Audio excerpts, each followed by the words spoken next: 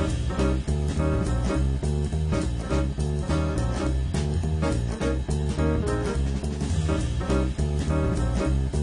everybody, what's up? This is Ali Nejad from Poker After Dark and the Heads Up Poker Championship on NBC. I'm playing a little bit of 8-16 Holdem shorthanded.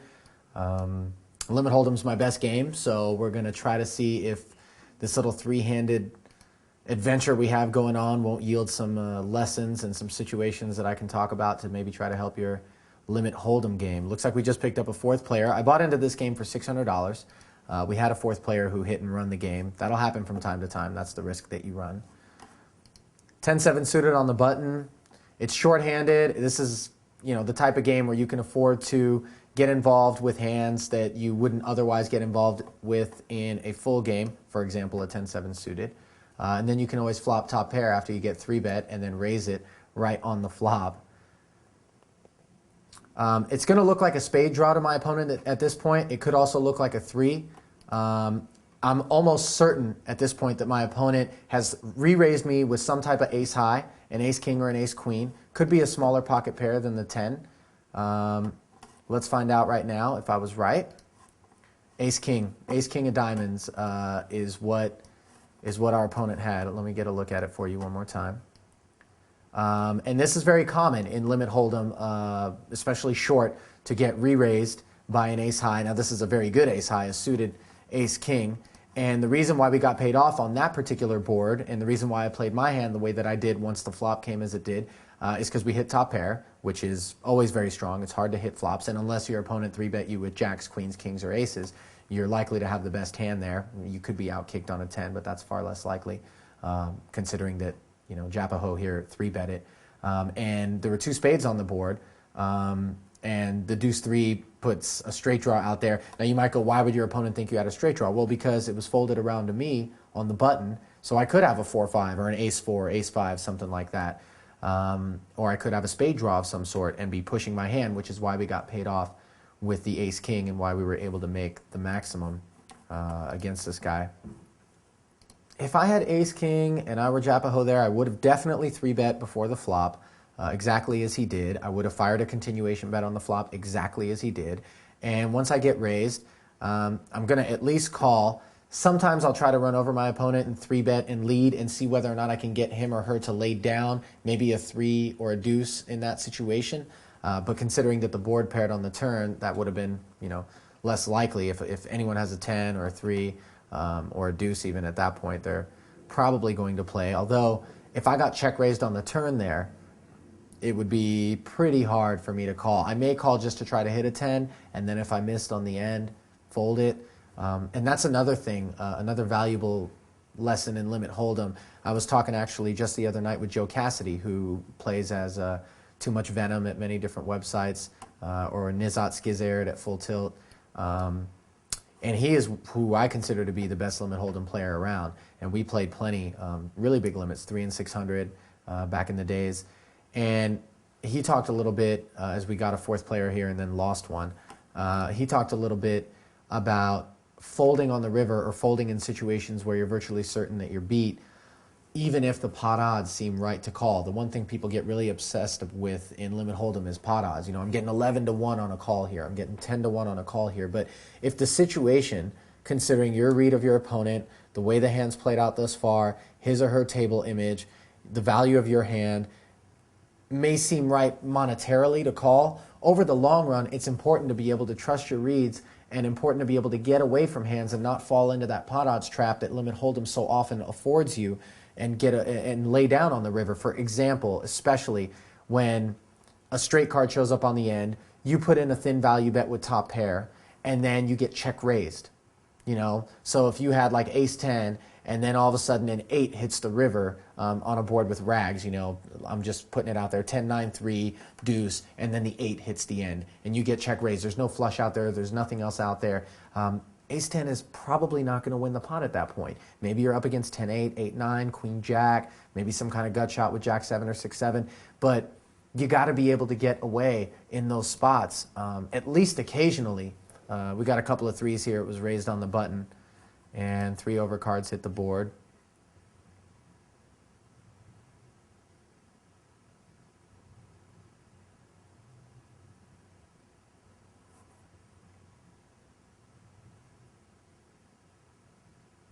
7-9 offsuit. Let's come after this short stack of Jazz 9-14. See if we can't get this person to play tight. We can't, but we flop bottom pair. 3 spades out there, a king, queen, and a 9. No reason for me to check. I've got control of the pot. I need to continue, fire a bet here. If our opponent doesn't have a king, queen, or a spade, it's a really tough board to call on. Like even if they had an ace high, even like an ace 8 of hearts or something like that, you know, it's hard for them to peel off. Or like, let's say they had 2 6s, 2 red 6s, anything in that range. You know, you gotta bet when you've got control of the pot. Don't just give up and concede, especially out of position. Now here's a really classic situation. We've got 6 players in the game. It's a 6-max game, and I've got an unsuited ace, ace 8, medium-sized ace. I actually don't like to play this hand in this spot under the gun, unless I'm in a really, really tight table. And the reason being that in shorthanded play, you get 3-bet very often.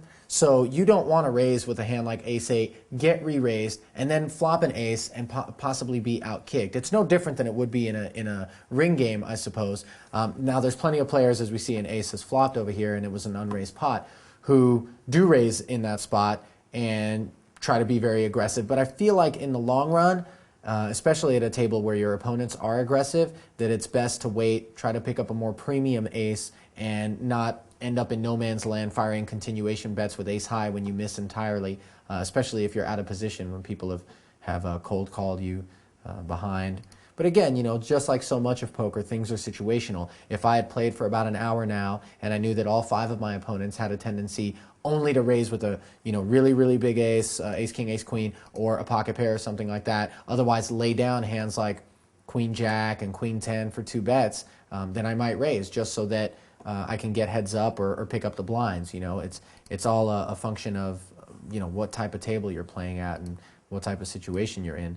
If you know that you're up against really weak blinds, for example, a lot of times you can raise knowing that it's less likely you're going to get called out of the blinds by a couple of players. And this all falls under pattern recognition. You know, do people tend to fold a lot out of their blinds? Do people tend to re-raise a lot on their button? You know, when you look up and you see where everyone's at, in the particular hand, positionally speaking, then you act accordingly. It looks like we're getting some chat asking me if I'm in New York. I'm going to get rid of the king deuce offsuit. That's a real piece of cheese, even though it's king high. Out of position, I don't like it. 6-8 offsuit, another real piece of cheese. Now we've got a guy who limps, and I know people get tempted to play their button, but 6-8 offsuit is just not enough. I think people sometimes get too tempted by the fact that limit hold'em short, you know, enables you to play a lot of hands and get involved with really subpar hands more often than they should. Like I say, just because it's my button in an unraised pot doesn't mean I want to jump in there with 6-8 offsuit. I want to have better hands. I almost always want to be able to raise if I'm going to play the pot.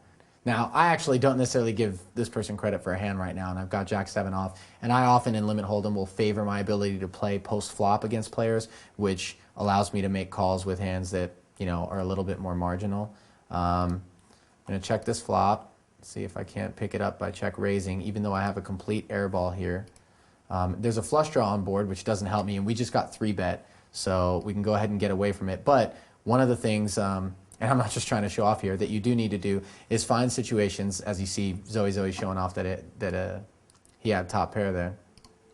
One of the things you've got to do is not just wait to make hands, especially in heads-up pots. You've got to be able to check raise in situations where you know that your opponent is unlikely to have hit the board, and you can take control of the betting and then lead out on the turn and take the pot right then and there. This happens a lot because people raise with the ace highs, you know, ace 10, ace jack, and whatnot. When a ragged board comes out, especially when you're calling from the blinds for one more bet, you can often represent that portion of the deck a lot easier than if you had raised pre-flop. So it's a good idea to, you know, make moves, check raise. Now, I had complete air with the Jack 7 there, and I actually was going off the fact that I thought Zoe was just pumped up and trying to put a bet in.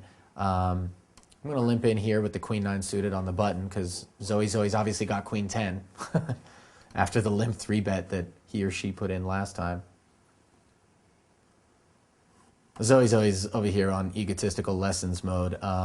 we limped in and the big blind raised here with 3 players already limped in the pot. This is usually a sign of at least ace-king or a pair. I haven't played any hands with this player so far, but it's pretty safe to assume that that's the range of hands that we're up against is a decent-sized pocket pair or a big ace. We completely missed this board. We have no flush draw, just 2 naked overcards. Even though there's $61 out there, we're likely going to see a bet from Griffor here. We need to just get away from this, not try to hit 2 runners to a straight or peel a card with 2 overs here and just concede the pot. I'm going to pick up a gut shot on the turn if we're in, but of course there's 3 clubs out there, so you don't love it, and we brick off. Now, Griffor checked the turn after this 3rd club came out, which typically indicates that A, they don't have a club, and B, that they've got 2 overcards. Now, he's raising on the end, obviously representing that he was able to check a big club on the turn and is now raising. Jazz is going to make the call, and that's exactly what this player did. I actually feel like that's a really overly conservative check by Griffor on the turn. He's got control of the pot, in position, representing a big hand, and checks the turn because he or she is terrified of getting check raised by Jazz once the flush card comes out there. But you can't always let a card like a straight card or a flush card spook you off of betting your hand in a spot like that. I actually would have favored firing another barrel and maybe getting Jazz off their hand, whatever they had, as we see our friend Andy continue to get torched here, just losing to an ace-high straight when he had king-5 of hearts against queen-jack of hearts. Let's take a look at what Jazz had in that pot against Griffor. 7-4. Now, think about this for a second. Had Griffor, or whatever their name is, had he or she bet on the turn with 5-3-8 jack out there, Jazz has a gut shot straight draw and a very weak club. I don't know how tight that player plays, but it's very possible that Griffor could have won the pot right there on the turn without having to make the nut flush on the end, which is another argument for firing. Because I know I'll check fold the 7-4 pretty often in that spot.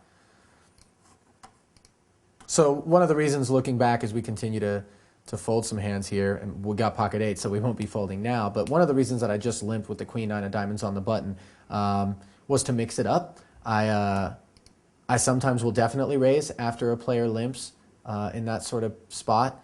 Now, let's pick up this hand right now. I've got pocket 8s. I've called. I'm in the blinds. The board is queen-9-7. There's 2 overcards to my hand. I can lead out and find out where I'm at right now, or I can check call, or I can check raise. I have a lot of options. I'm going to try to lead out because I feel like Jazz is a somewhat conservative player, and I want to find out where I'm at in this hand. The fact that Jazz just called this board leads me to believe that he or she doesn't have a queen or a 9, okay, and has some type of big ace and is peeling one off. So I'm leading on the turn. Jazz is just calling again, and a really bad card hits the end for me. It's the ace of hearts. The flush gets there, which I don't think Jazz has because I feel like he or she would have put in a raise with the flush draw, which is a very common behavior and limit. But I feel like he or she's calling me down with an ace high. So I'm going to go ahead and check the end here and see what Jazz does. Jazz just checks, and my pocket 8s are good. This was a very, very weak check by Jazz. The way that he or she played the hand was such that they're representing that they were calling down with an ace high or some type of draw. Maybe the heart draw being played very conservatively, maybe not. I've got ace-5 offsuit here in the small blind. The button is raising. I'm going to go ahead and 3-bet, even though I haven't played pots with this individual, so I don't know how legitimate this button raise could be. But I'll get some information after this hand on how this player plays. We flop a gut shot straight draw here. We do not have a diamond. And Bordos is going to raise us here, which leads us to believe, not necessarily that they have just a draw because there's 2 straight cards and 2 diamonds on the board, but that they were raising on the button with some middle-ranged hand that has hit a pair. Of course, we're going to call. We've got the ace and we've got the gut shot straight draw, which just came in. Now I'm going to go ahead and check because it looks like I re-raised with some type of ace high, some type of hand that doesn't have a pair, and now we're going to check raise. We just got re-raised. This means that we could be up against a 9-10. Now the 9 just hit the end, which puts a 4-liner on the board. Wow. Take a look at this. Let me just get back to the action on on the end here. We got re-raised. We're going to end up playing this pot too. We're four-handed now.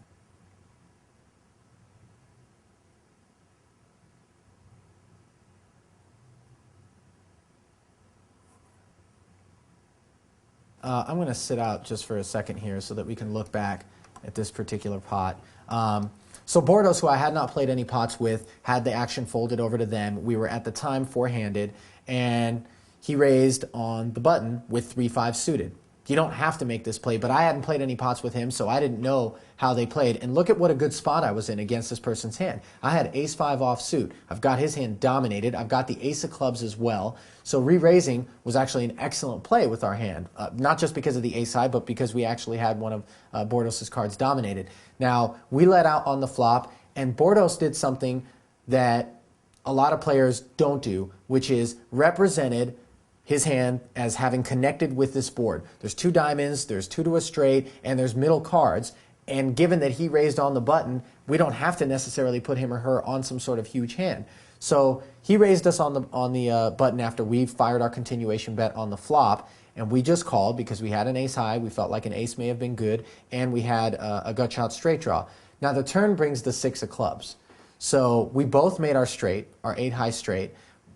I check raised because I wanted Bordos to think that I had some type of big ace and was just tearing a card off, and that this card was absolutely not helpful to me. Bordos fired having made the straight, which I definitely didn't think he or she had done. And I put in the raise and got re-raised. Now, why did I get re-raised? Because not only did Bordos have the 5, but they had he had the flush draw as well, which kind of put him in a much better spot than we were in at that point in the hand. The 9 of spades hit the end, however, and we checked, and Bordos simply checked behind us. Now, if I had 9-10, or if I had a 10 in my hand at this point in the pot, 9-10 would have allowed me to cap it on the turn because it would have been the nuts. And I would not have re-raised Bordos with 10-5 in this hand. Pocket 10s are the only other hand that I may have had, in which case I would either lead out on the river because Bordos had already 3-bet us, and now I've got a 10 high straight, and I don't want him or her to just check down and possibly have had 2 pair or something silly like that. I would have either let out on the river. I pretty much only would have let out on the river with pocket 10s, I think, at that point, which is the point that I'm trying to make. The reason why Bordos' check on the end, to me, is really, really weak. Just because 6, 7, 8, 9 is out there doesn't mean that you have to check, because what if someone has a 10? Stop and think to yourself, what hand would Ali have to have in this spot for me to be beat? He would have to have pocket 10s, basically, in which case he probably would have let out so that he wouldn't want to miss a bet, or he would have had to have 10-5, where he made the straight and now he improved, which I certainly didn't 3-bet with, and 9-10, if he had that, well, he would have put in number 4 on the turn. So you got to go back and you got to reconstruct situations. You got to put the pieces of the puzzle together to try to deduce what it is that your opponent has. And this check on the end by Bordos is an example of missing a bet. Even though we ended up chopping the pot, that's irrelevant. He's got to bet this hand because in the long run, he's going to be costing himself money by not firing that barrel. Well, it looks like our game just broke up while I was busy explaining things. I guess that's a bad sign. That means people think I was the fish. We lost $3.50, but actually I'll look at that $3.50 as an investment in explaining why you need to not miss bets on the river in limit Holdem. So it's well worth my time.